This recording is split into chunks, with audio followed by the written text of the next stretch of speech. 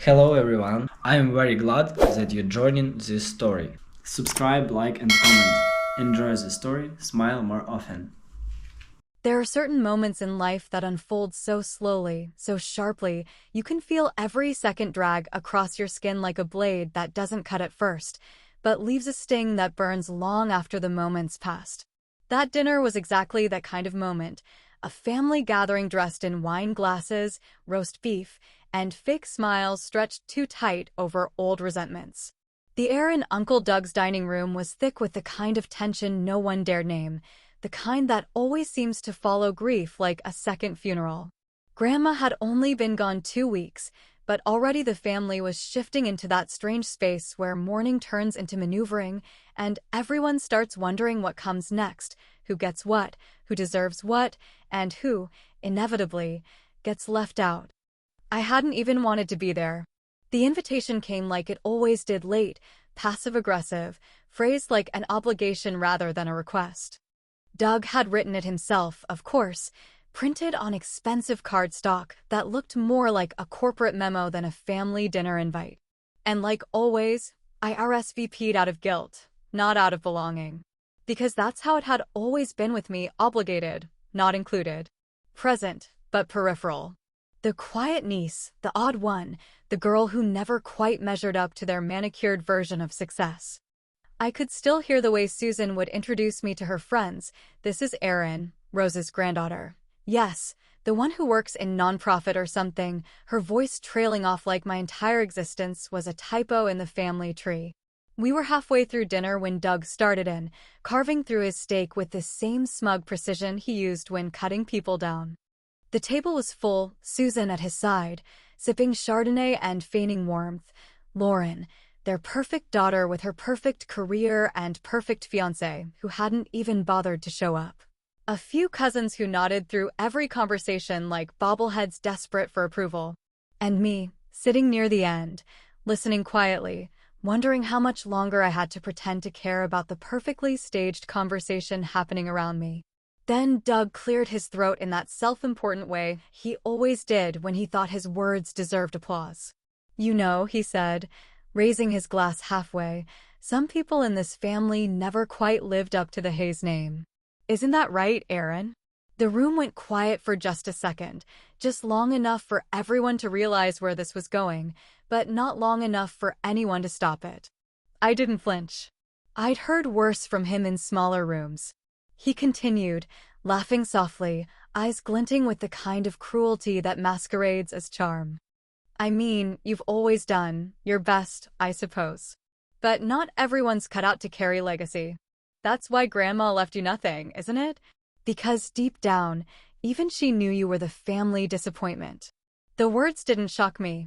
They didn't pierce. They landed exactly where he wanted them to, beneath the surface, in that place you don't show to anyone, the place where old wounds still itch even when they're covered in years of silence. I glanced around the table, saw the flickers of discomfort, the averted gazes, the tiny smirks trying not to show. No one spoke. No one stopped him. Because that's what they did best, watch and pretend it wasn't happening. What Doug didn't know, what none of them knew, was that I had been waiting for this moment. Not hoping for it, not fantasizing about it, but preparing for it in the quiet way women like me always prepare, behind the scenes, beneath the noise, in the margins no one bothers to read. I reached into my bag slowly, calmly, not rushing the moment, not trying to make a scene. I pulled out the envelope, the one sealed in cream-colored paper, the one marked in Grandma's unmistakable handwriting. Last will, private. Doug's fork froze midair. Susan blinked like she'd seen a ghost. Lauren actually leaned forward, as if proximity might give her some control over what was about to happen. I placed the envelope gently on the table, right between the salt shaker and the wine decanter, and said, loud enough for every person at that table to hear, actually, Grandma didn't leave me nothing. She left me everything, including your house. For a second, no one breathed. The silence was so thick it could have swallowed the chandelier light. Doug's face paled instantly, the blood draining from his smugness, replaced by something rawer, shock, fear, disbelief, Maybe all three at once. His lips parted, but nothing came out.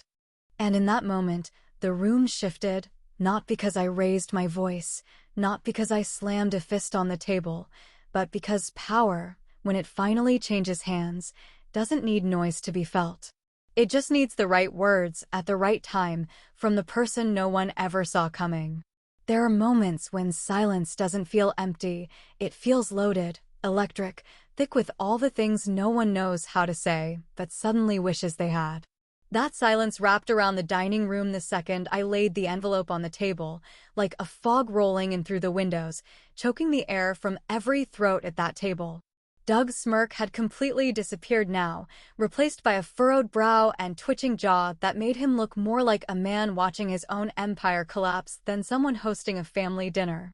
For a brief second, I just let them sit in that tension, let them squirm and sweat and swallow their assumptions while they tried to make sense of what I was holding in my hand.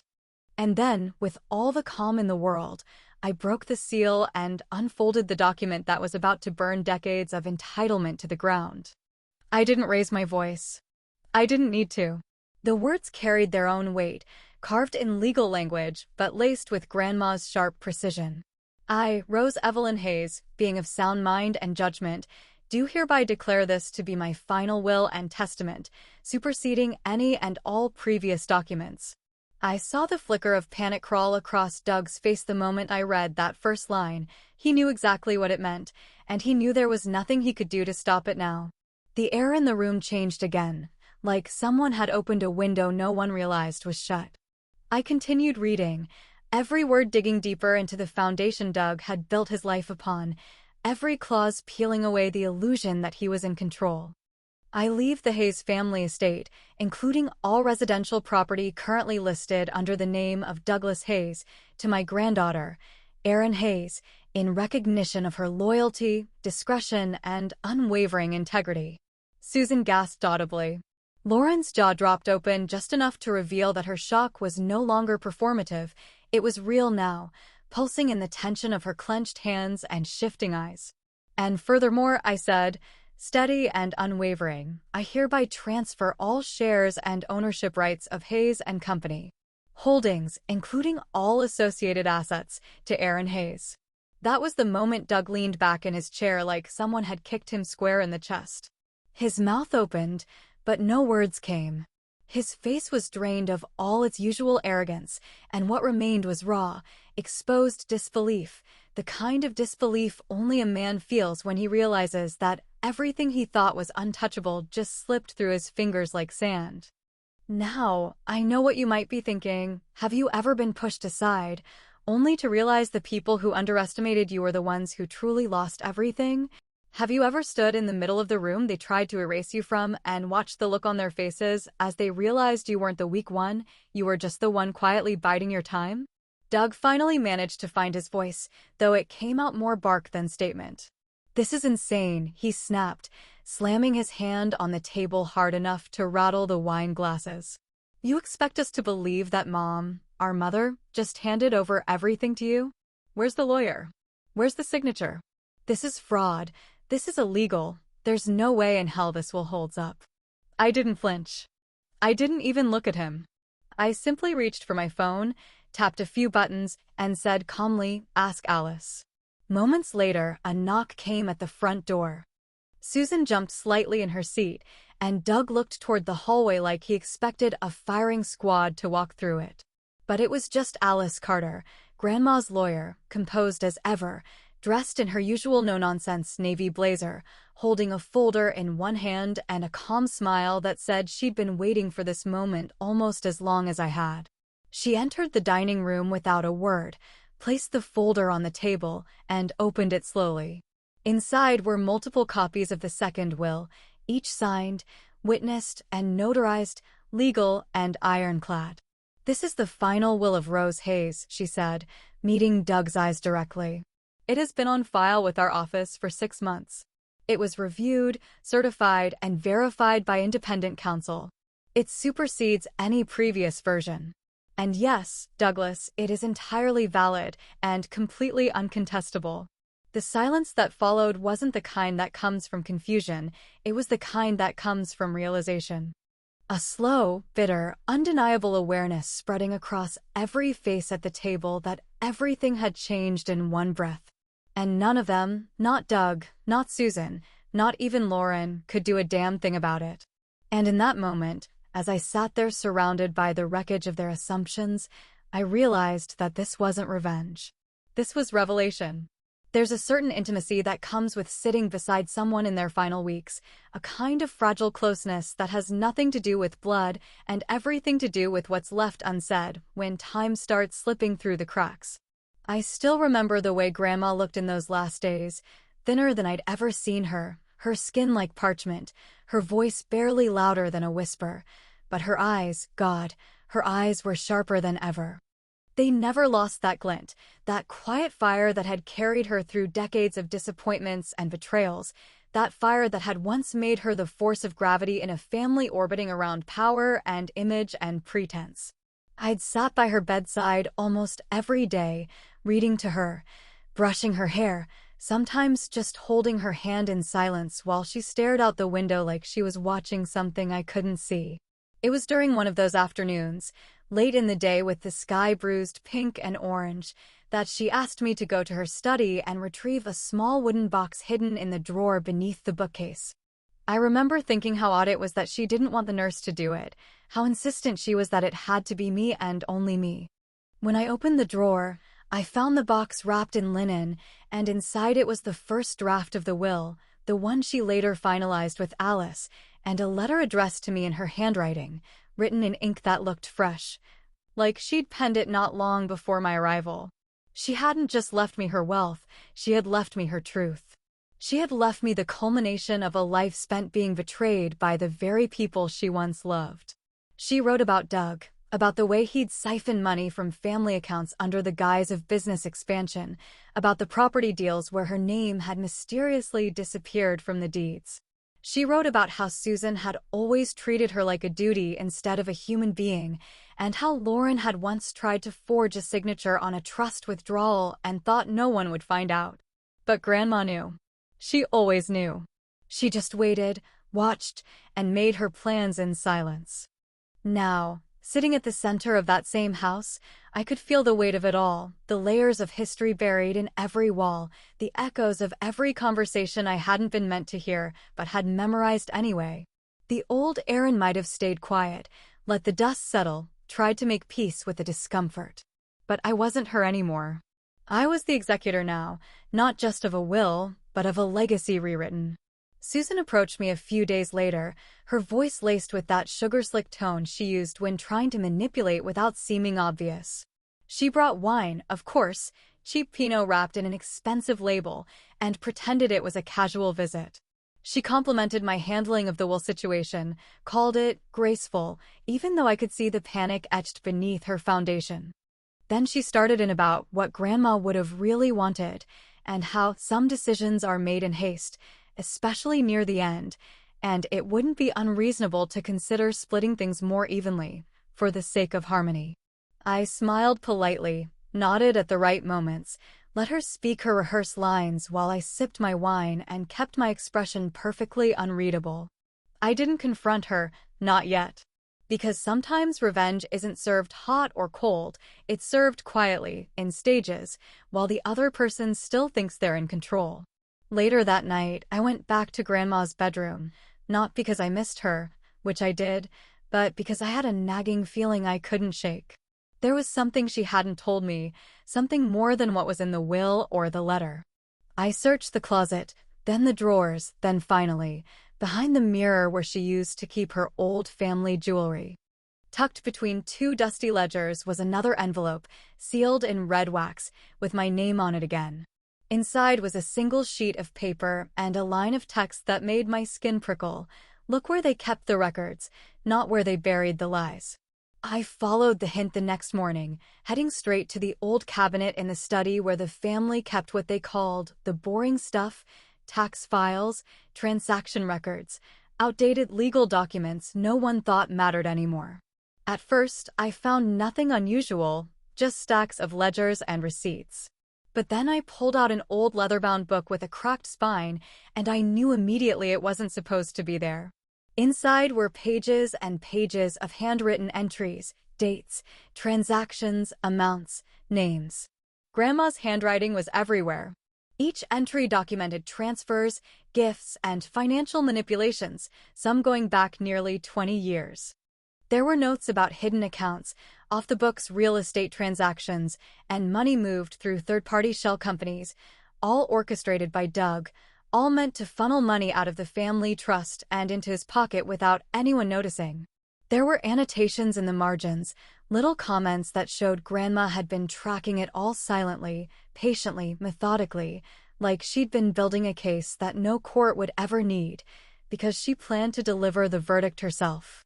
And in the final pages, written in bold strokes, was one more name. Not Doug. Not Susan. Not Lauren. A name I'd never seen before, circled twice in black ink. And beneath it, 2 words, heirs unknown. I stared at that name for a long time, my heart pounding in my ears, because I knew right then, this wasn't just about inheritance. This was about the history no one had dared to speak aloud. And I had just cracked it open. Some truths don't scream when they surface, they whisper, quietly, with just enough force to shift the air in a room and make you wonder how long you've been breathing in something foul without ever noticing the stench. That's how it felt as I sat in the study with Grandma's ledger opened across my lap, my fingers tracing the curves of her handwriting like they might burn through the page. Each entry in that book wasn't just ink on paper, it was evidence, the kind you don't find unless you know exactly where to look. The kind that doesn't just reveal secrets, but tears the whole foundation out from under the myth of a family that spent decades polishing its image while letting its rot grow quietly in the basement. I followed the names, the transactions, the coded symbols Grandma had annotated like a woman who'd long known no one else could be trusted to carry the weight of truth but her. There were trusts meant for my mother, money supposedly set aside when she got married, before she fell ill, before the silence swallowed her whole and she drifted into the background of every family gathering like furniture no one bothered to dust. Those funds, meant to give her security, independence, a future free from dependence on Doug's generosity, had been drained over the years in increments too small to trigger alarms, but large enough to change the course of a life. They were funneled into phantom companies, rerouted through joint ventures, redirected under administrative fees that led straight into Doug's pocket, and all of it laid out in Grandma's pen with exact dates, account numbers, and recipients. It wasn't just theft, it was betrayal with a paper trail. The deeper I dug, the more I saw the pattern: shell companies set up and dissolved within months, land purchases made under other names, funds rerouted under charitable fronts that never existed. Doug had been bleeding the family legacy dry not just for his gain but for his control. Power disguised as benevolence, favors tied to financial chains, and silence bought not with kindness, but with dependency. And for years, no one said a word because no one had the proof. But now I did. And outside those walls, the consequences had already begun whispering in Doug's ear. Whispers that turned into phone calls, then voicemails, then doors quietly closing behind the people who used to line up just to shake his hand. The news hadn't broken publicly, not yet, but his allies could smell blood in the water. Former partners who once bent over backward for his approval suddenly weren't returning calls. Board members were pulling out of investments, citing strategic pivots. A longtime family friend who ran a regional bank abruptly requested early repayment of a long-standing business loan, a move so surgical and calculated I almost laughed when I heard it. Doug was spiraling. Not just losing his grip, but losing the illusion that he had one to begin with. It was around that time Lauren called me, soft-voiced, syrupy sweet, pretending she was just checking in, just wanting to catch up like old times, as if she hadn't been complicit in the very system that kept me on the margins for years. She invited me to lunch, and I accepted, not because I wanted reconciliation, but because I wanted to look her in the eye when I told her I knew. She wore a smile too bright for the circumstances and ordered sparkling water like she was starring in a rom-com about redemption, but I wasn't interested in the performance. You know, she said, gently touching my hand across the table. This doesn't have to tear the family apart. You could still ease some of the tension. Maybe offer a compromise. I didn't blink. I didn't flinch. I just leaned in and said, like the compromise you made when you forged my mother's signature to access her trust fund in college? The blood drained from her face in seconds. Her hand froze midair. She started to protest, to deny, to pretend she didn't know what I meant, but I cut her off with a single look, the kind of look you only give when there's nothing left to negotiate. You really thought Grandma didn't know? I said quietly. You really thought there wouldn't be a record? She left before dessert. Later that evening, I returned to the study, my thoughts heavy but clear, and I went back to the cabinet where I'd first found the ledger. I hadn't noticed it before, but behind the bottom drawer, taped under the frame, was another envelope. It was smaller, older, almost crumbling at the edges. Inside was a second property deed, one I'd never seen, listed under a business name I now recognized from the ledger. Doug's name was nowhere on it, but it had been one of the largest assets in the family portfolio, a waterfront property that Doug had claimed was his for years, parading it around as a symbol of his success. But Grandma had never signed it over to him. She'd left it to me. And right there, scrawled in the margin of the deed, was a single note in Grandma's unmistakable hand. Let him choke on the house he stole. I sat back in the chair, the deed in one hand, and the faintest smile spreading across my face, not from vindication, not from greed, but from the knowledge that the truth, when handled carefully enough, becomes the sharpest blade you'll ever carry. And I had just begun to use it. Revenge, if it's done right, isn't loud or theatrical, and it sure as hell isn't rushed. It's subtle, deliberate, and smooth like satin wrapped around a dagger's blade, quietly elegant until you feel the cut, and by then, it's already too deep to fix. I didn't walk into the estate with fists raised or threats hanging off my tongue. I walked in with appointment books, spreadsheets, and a plan Grandma and I had been building long before anyone in that house ever thought I mattered. The first thing I did was change the locks, not just literally, but metaphorically, too. I didn't just replace keys. I replaced people, policies, structure, and legacy.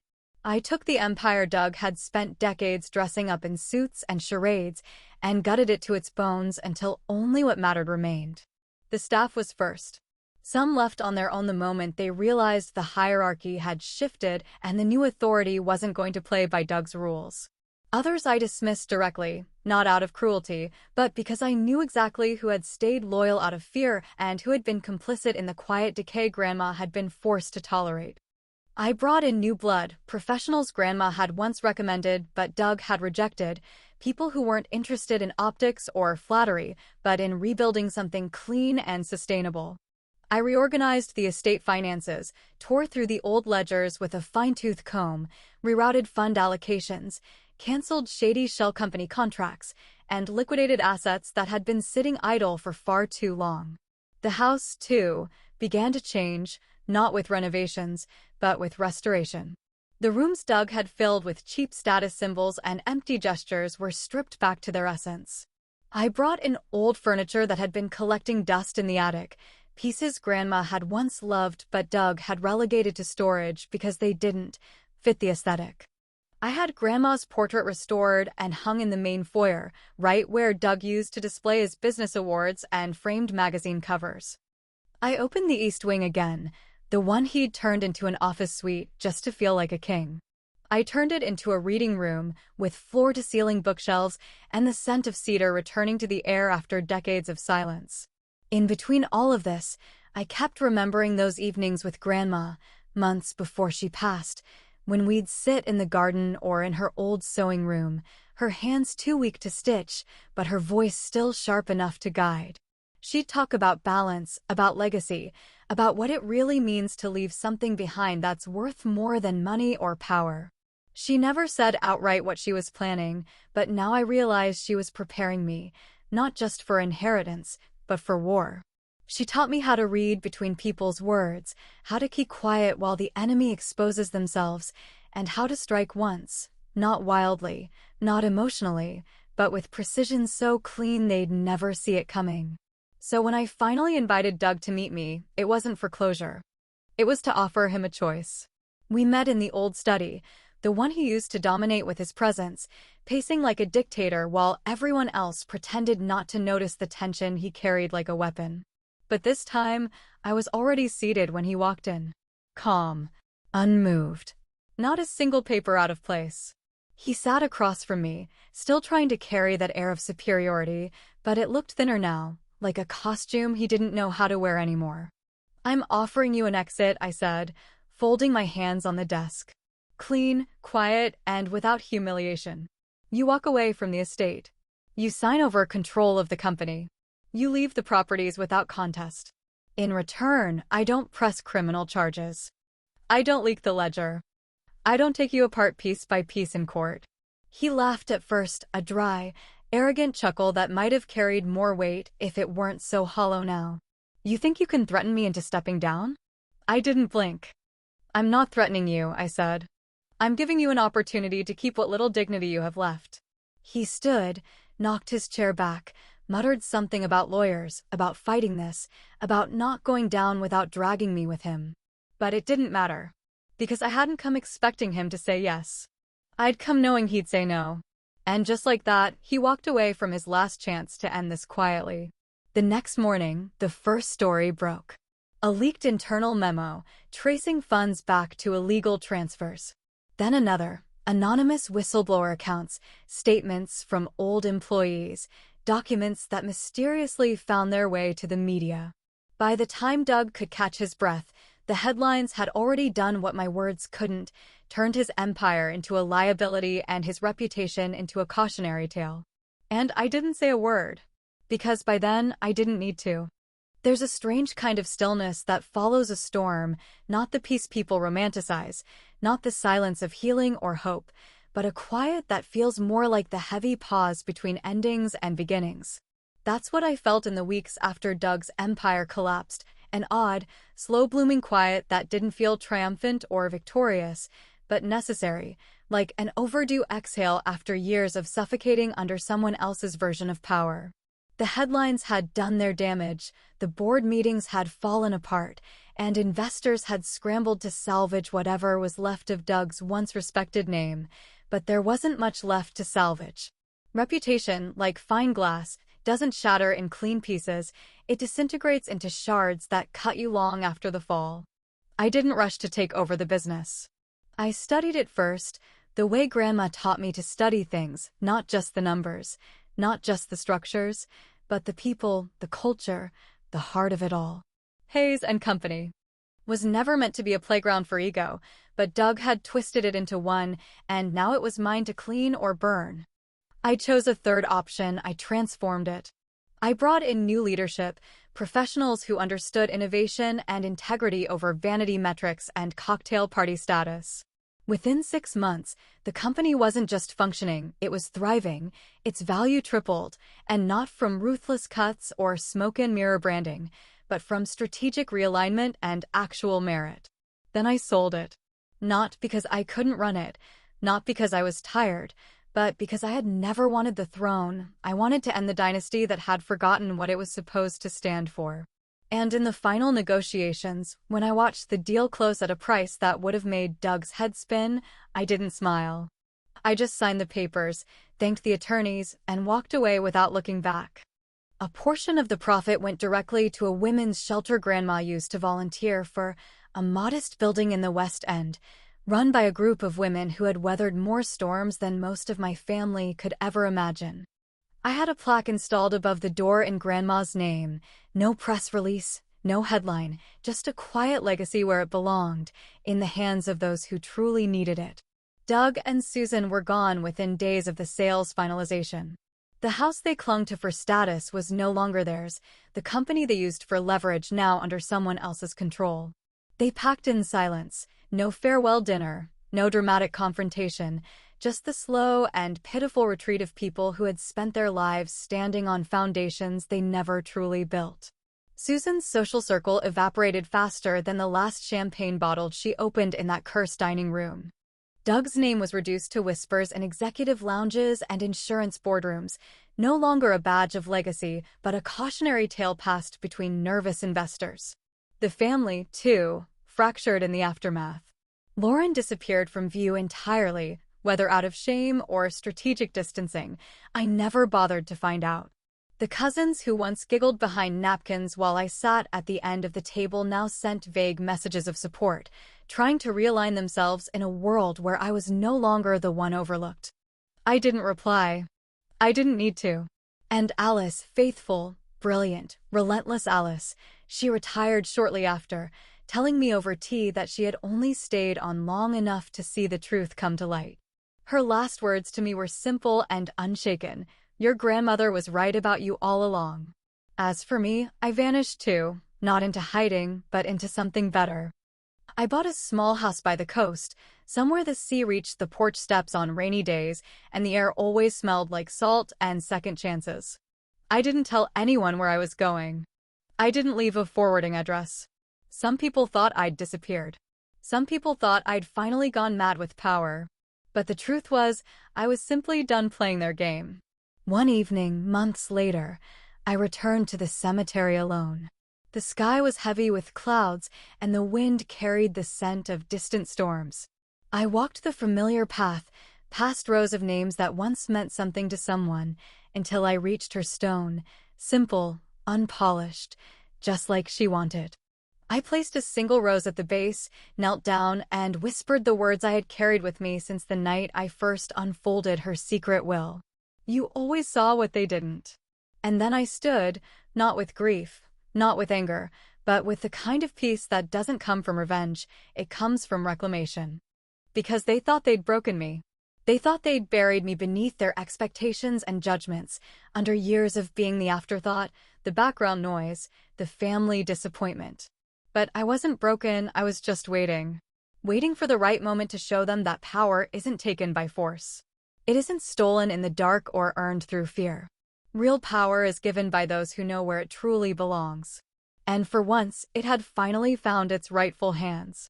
Whether I went too far or simply took what I'd always deserved, well, that's for them to wrestle with in their own echoing silence.